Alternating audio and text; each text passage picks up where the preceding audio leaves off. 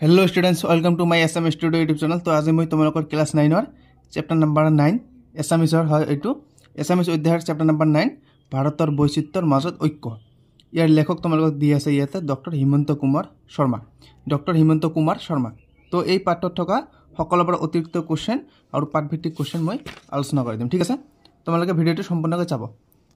এইবোৰ যি তোমালোকৰ ভাৱ বিষয়ক কোৱেশ্চন আছে 1 ৰ পৰা 20 লৈ এই কোৱেশ্চনবোৰ আমি সকলো আলোচনা কৰি দিম আৰু লগতে অতিৰিক্ত কোৱেশ্চন কেইটা মই আলোচনা কৰি দিম। ঠিক আছে, এইখিনিতে মই এটা অনুৰোধ কৰিছো তোমালোকে যদি এতিয়াও চেনেলটো সাবস্ক্ৰাইব কৰা নাই তেনেহলে সাবস্ক্ৰাইব কৰিব। কিয়নো চেনেলটো সাবস্ক্ৰাইব কৰা তোমালোকৰ একো ক্ষতি নহয়, বৰঞ্চ লাভে হ'ব, কাৰণ এই ভিডিঅ'টোত মই তোমালোকৰ এডুকেশ্যন আপডেট দি থাকিম। আৰু এটা তোমালোকক ৰিকুৱেষ্ট কৰিছো তোমালোকে ভিডিঅ'টোত লাইক কৰি দিবা। ঠিক আছে, ইয়াৰ লগতে মই আৰু এটা কথা এড কৰিব খুজিছো, তোমালোকৰ যদি ইয়াৰ আগৰ যিবোৰ চেপ্টাৰ আছে ইয়াতে দি আছে অন্যৰ প্ৰতি ব্যৱহাৰ, সময়, অন্ধ আৰু অন্ধবিশ্বাস और कुसंस्कार। তাৰপিছত মই আজি এইটো আলোচনা কৰি দিম চেপ্টাৰ নম্বৰ 9। তো এই তিনিটা যদি তোমালোক লাগে চেপ্টাৰ নম্বৰ 6, 7, 8 তেনেহলে ডেসক্ৰিপশনত লিংক দি দিম, মই তোমালোকে ক্লিক কৰি চালিলে হৈ গ'ল। ঠিক আছে, তো আহক আমি স্টাৰ্ট কৰা হয়। তো মই প্ৰথমে অতিৰিক্ত কোৱেশ্চন পৰা আলোচনা কৰিম। ইয়াতে দি আছে পাৰ্ট 9 ভাৰতৰ বৈচিত্ৰ্যৰ মাজত ঐক্য এডিশনাল কোৱেশ্চনছ অতিৰিক্ত প্ৰশ্ন উত্তৰ। প্ৰথমটো কোৱেশ্চন দি আছে ভাৰতবৰ্ষ এখন কি দেশ? তো উত্তৰ ইয়াতে দি আছে ভাৰতবৰ্ষ এখন অতি পুৰণি সুসভ্য ঐতিহ্যপূৰ্ণ দেশ। ঠিক আছে, তো 2 নম্বৰ কোৱেশ্চন কি দিছে তোমালোকক কেনেধৰণৰ লোকসকলক আদিম অধিবাসী লোক বলে?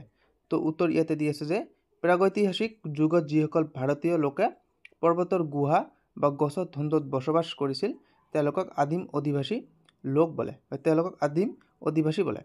তাৰপিছত 3 নম্বৰ কোৱেশ্চন দি আছে ভাৰতবৰ্ষলৈ অহা এটি সুপ্ৰাচীন মানৱ গোষ্ঠীটোৰ নাম লিখা। তো উত্তৰ দি আছে দ্ৰাবিড়সকল। 4 নম্বৰ কোৱেশ্চন দি আছে দ্ৰাবিড়সকল পোনপ্ৰথমে কোন অঞ্চলত বাস কৰিছিল? মোস্ট ইম্পৰ্টেণ্ট কোৱেশ্চন, পাঞ্জাবত বাস কৰিছিল। 5 নম্বৰ কোৱেশ্চন দি আছে আৰ্যসকলৰ হেঁচাত দ্ৰাবিড়সকল পঞ্জাবৰ পৰা কলৈ যাবলৈ বাধ্য হ'ল? তো উত্তৰ দি আছে দক্ষিণ ভাৰতলৈ যাবলৈ বাধ্য হ'ল। 6 নম্বৰ কোৱেশ্চন দি আছে কাৰ পৰা ব্ৰাহ্মণ ক্ষত্ৰিয় বৈশ্য শূদ্ৰ বৰ্ণৰ সৃষ্টি হয়? উত্তৰ দি আছে যে আৰ্যসকলৰ পৰা সৃষ্টি হয়। ঠিক আছে, 7 নম্বৰ কোৱেশ্চন দি আছে 7 নম্বৰ কোৱেশ্চন পূব আৰু দক্ষিণ ভাৰতৰ মানুহৰ প্ৰধান খাদ্য কি? উত্তৰ দি আছে ভাত। তাৰপিছত 8 নম্বৰ কোৱেশ্চন দি আছে উত্তৰ মধ্য আৰু পশ্চিম ভাৰতৰ লোকৰ প্ৰধান আহাৰ কি? এইটো হৈছে তোমালোকৰ ৰুটি। ইয়াৰ পিছত 9 নম্বৰ কোৱেশ্চন দি আছে ভাৰতৰ বৈচিত্ৰ্যৰ মাজত ঐক্য পাঠৰ লেখক কোন? Most important question, doctor Himanta Kumar Sarma. ঠিক আছে, ইয়াৰ পিছত 10 নম্বৰ কোৱেশ্চন দি আছে ডক্টৰ হিমন্ত কুমাৰ শৰ্মা কোনখন গাঁৱত জন্ম হৈছিল? উত্তৰ দি আছে যে নলবাৰীৰ অন্তৰ্গত পিপলিবাৰী গাঁৱত জন্ম হৈছিল। ঠিক আছে, তো এতিয়া মই ভাৱ বিষয়ক কোৱেশ্চনবোৰ আলোচনা কৰি দিম, তোমালোকে ভিডিঅ'টো সম্পূৰ্ণকৈ দেখিবা। ঠিক আছে, ভাৰতৰ বৈচিত্ৰ্যৰ মাজত ঐক্য পাঠ 9 ভাৱ বিষয়ক কোৱেশ্চন দি আছে ইয়াতে তোমালোকে চেপ্টাৰ নম্বৰ 48 তোমালোকে বাহিৰ কৰি লোৱা। ঠিক আছে, তো প্ৰথমটো কোৱেশ্চন কি দিছে তোমালোকক কৈছে যে অতি চমু উত্তৰ দিয়া। ক নম্বৰ কোৱেশ্চন কি কৈছে প্ৰাগৈতিহাসিক যুগত যিসকল ভাৰতীয় লোক পৰ্বতৰ গুহা বা গছৰ ধন্দত বাস কৰিছিল তেওঁলোকক কি বোলা হয়? Most important question. তো উত্তৰ দি আছে প্ৰাগৈতিহাসিক যুগত যিসকল ভাৰতীয় লোক পৰ্বতৰ গুহা বা গছৰ ধন্দত বাস কৰিছিল তেওঁলোকক আদিম অধিবাসী বোলা হয়। ঠিক আছে, ক নম্বৰ কোৱেশ্চন দি আছে যে বুদ্ধদেৱৰ আচল নাম কি? Most important question. তো উত্তৰ হৈছে বুদ্ধদেৱৰ আচল নাম সিদ্ধাৰ্থ গৌতম বা শাক্য সিংহ দি আছে। ঠিক আছে, গ নম্বৰ কোৱেশ্চন দি আছে মহাভাৰত আৰু অষ্টাদশ পুৰাণ প্ৰণেতা কোন? Most important question.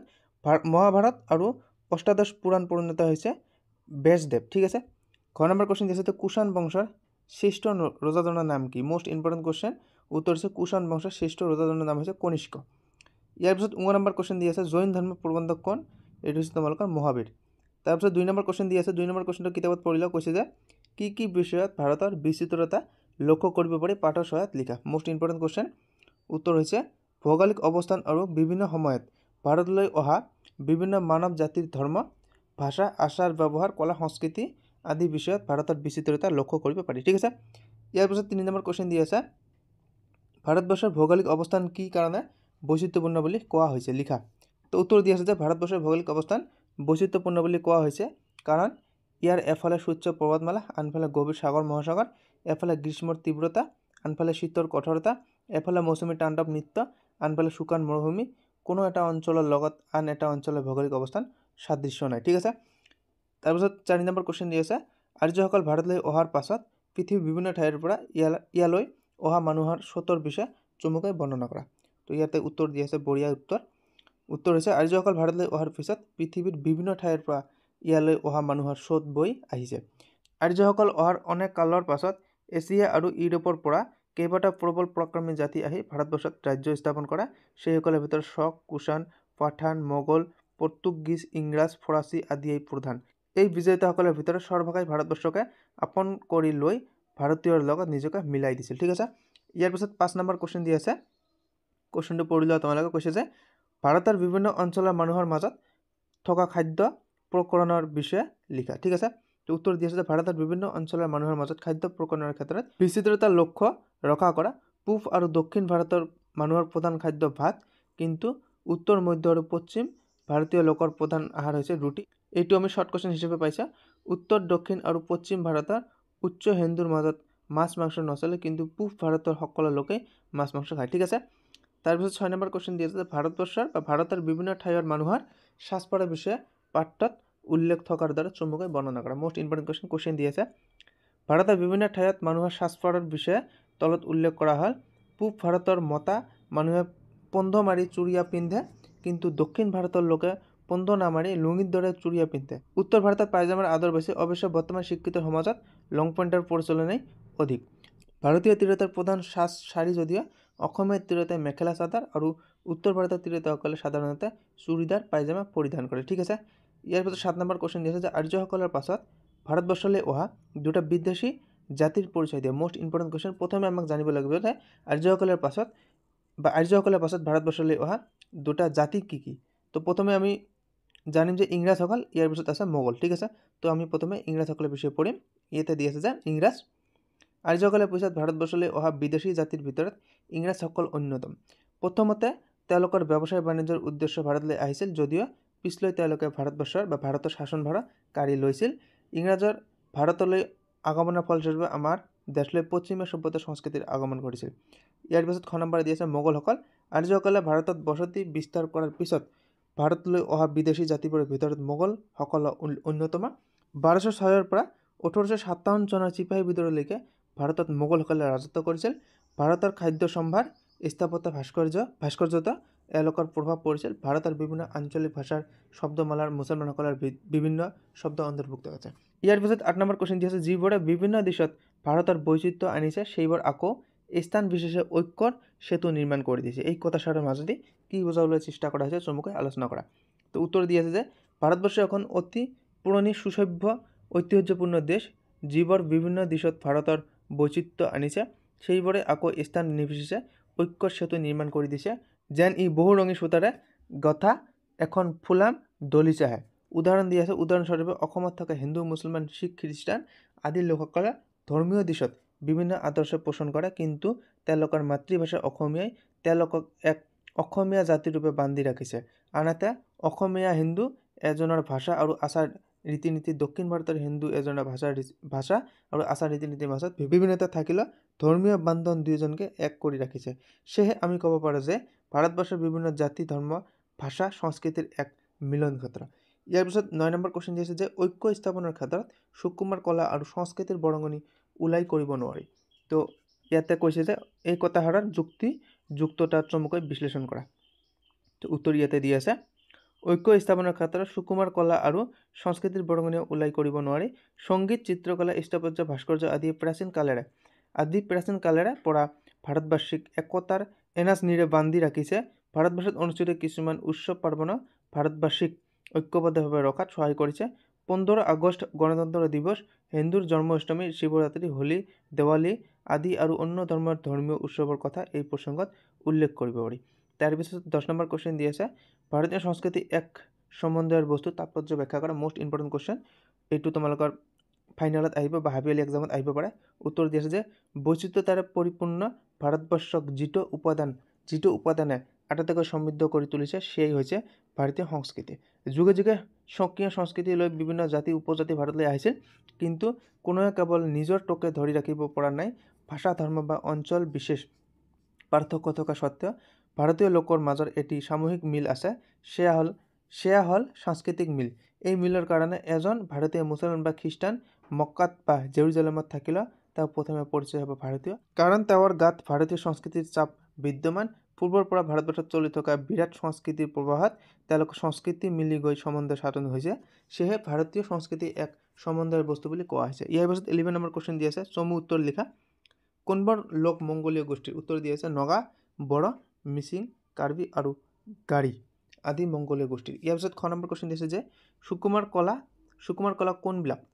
উত্তৰ দিয়া আছে কবিতা, সংগীত, চিত্ৰবিদ্যা, স্থাপত্য আৰু ভাস্কৰ্য। এই পাঁচবিধক সুকুমাৰ কলা বুলি কোৱা হয়। Most important question.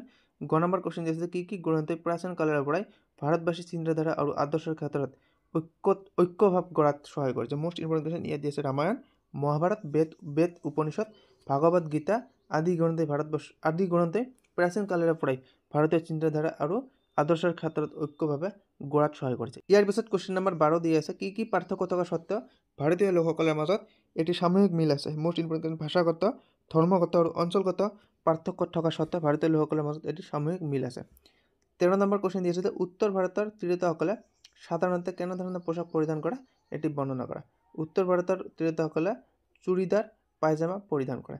ইয়াৰ পিছত 14 নম্বৰ কুৱেশ্যন দিছে চমুকৈ লিখা সুকুমাৰ কলা দিয়া আছে। তোমালোকক মই স্ক্ৰীন শ্বেয়াৰ কৰিছোঁ, তোমালোকে স্ক্ৰীনশ্বট মাৰি এইটো পঢ়ি ল'বা, ঠিক আছে। খ নম্বৰ দিয়া আছে সংগীত। এইটোও মই তোমালোকক স্ক্ৰীন শ্বেয়াৰ কৰি আছোঁ, ঠিক আছে। কিয়নো ভিডিঅ'টো বহুত লং হৈ যায় সেইকাৰণে তোমালোকক স্ক্ৰীনশ্বট মাৰিলে পঢ়িব দিছোঁ। ইয়াৰ পিছত গ নম্বৰ কুৱেশ্যন দিছে কুষাণ। এইটো তোমালোকে স্ক্ৰীনশ্বট মাৰি পঢ়ি ল'বা, ঠিক আছে। ইয়াৰ পিছত ঘ নম্বৰ কুৱেশ্যন দি আছে যে বেশ। এইটো তোমালোকে স্ক্ৰীনশ্বট মাৰিলে পঢ়ি ল'বা। তাৰপিছত নম্বৰ কুৱেশ্যন দি আছে মক্কা। এইটো তোমালোকে পঢ়ি ল'বা। মক্কা আৰৱ দেশৰ ৰাজধানী আছিল। ইয়াৰ মাজতে ইছলাম ধৰ্মৰ প্ৰৱৰ্তক হজৰত মুহাম্মদৰ জন্ম হৈছিল। প্ৰাচীন এই চহৰখনক ইছলাম ধৰ্মৰ মানুহে পবিত্ৰ তীৰ্থস্থান জ্ঞান দিয়ে বা তীৰ্থস্থান বুলি মানে। ইয়াৰ পিছত 6 নম্বৰ দি আছে তোমালোকে বৈশিষ্ট্য। এইটো তোমালোকে স্ক্ৰীনশ্বট কৰিছা, তোমালোকে ভালদৰে পঢ়ি ল'বা, ঠিক আছে। 15 নম্বৰ কুৱেশ্যন কি কৈছে এতিয়া দেখিম আমি। ভাৰতবৰ্ষ এখন অতি সুসভ্য ঐতিহ্যপূৰ্ণ দেশ। কথাষাৰ বহালে লিখা। উত্তৰ ইয়াতে দিয়া আছে গোটেই পৃথিৱী যেতিয়া অজ্ঞান আন্ধাৰত ডুব গৈ আছিল তেতিয়া ভাৰতবৰ্ষ এখন ঐতিহ্যপূৰ্ণ সভ্য দেশ আছিল। তেতিয়াই ভাৰতবৰ্ষই দৰ্শন, বিজ্ঞান, সাহিত্য, সুকুমাৰ কলা আদি বিষয়ত উন্নতিৰ উচ্চ শিখৰত উপনীত হৈছিল। অতীতৰে পৰা ভাৰতবৰ্ষ ঋষিমুনিৰ দেশ, তপস্বী সাধকৰ দেশ। এই দেশতে বেশ, বাল্মীকি, বশিষ্ঠ, বিশ্বামিত্ৰ আদি ত্ৰিকালজ্ঞ ঋষিসকলৰ জন্ম হৈছিল। এই দেশতে যুদ্ধ, মহাবীৰ, কবিৰ, নানক, ৰামানন্দ, ৰামানুজ, শংকৰাচাৰ্য আৰু আন মহাপুৰুষসকলৰ ত্যাগৰ মন্ত্ৰ, উদাৰতাৰ বাণী আৰু আধ্যাত্মিকতাৰ আদৰ্শ প্ৰচাৰ কৰি গৈছে। পৌৰাণিক গ্ৰন্থসমূহৰ মাজত প্ৰকাশ পোৱা ভাৱ চিন্তাধাৰাৰ ঐক্যই ইয়াৰ বাসিন্দাসকলৰ মাজত মিলনৰ সতেও গঢ়ি দিছে। ইয়াৰ পিছত 16 নম্বৰ কুৱেশ্যন কৈছে যে তোমাৰ দৈনন্দিন খাদ্য সম্ভাৰত বাহিৰৰ কোন মানৱ জাতিৰ খাদ্যাভ্যাস পোৱা যায় চমুকৈ লিখা। এইটো তোমালোকে ক্লাছ টিচাৰে কৈ দিব, মই এইটো নকওঁ। তাৰপিছত ভাষা বিষয়ক দি আছে 17 নম্বৰ কুৱেশ্যন কি কৈছে তলৰ শব্দবোৰ সন্ধি ভাঙা দি আছে। অনুষ্ঠান দি আছে অনুযোগ স্থান, জনাকীৰ্ণ দি আছে জনা যোগ অকীৰ্ণ, স্বাধীন দি আছে স্বযোগ অধীন। তাৰপিছত তোমালোকক জন্মাষ্টমী দি আছে জন্মযোগ অষ্টমী। ইয়াৰ পিছত 18 নম্বৰ কুৱেশ্যন দি আছে তলৰ শব্দবোৰ প্ৰত্যয় নিৰ্ণয় কৰা। শাৰীৰিক দি আছে শৰীৰ যোগ ইক, সামাজিক দি আছে সমাজ যোগ ইক, সুকীয়া দি আছে তোমালোকক সুকী হ'ব সুখ যোগ ইকিয়া সুকীয়া। ভৌগোলিক দি আছে তোমালোকক ভূগোল যোগ ইক, ফুলনি দি আছে ফুল যোগ অনি, ভাৰতীয় দি আছে ভাৰত যোগ অয়। তাৰপিছত ফুলাম দি আছে ফুল যোগ আম, অবিনাশী দি আছে অভিনাশ যোগ ই দি আছে।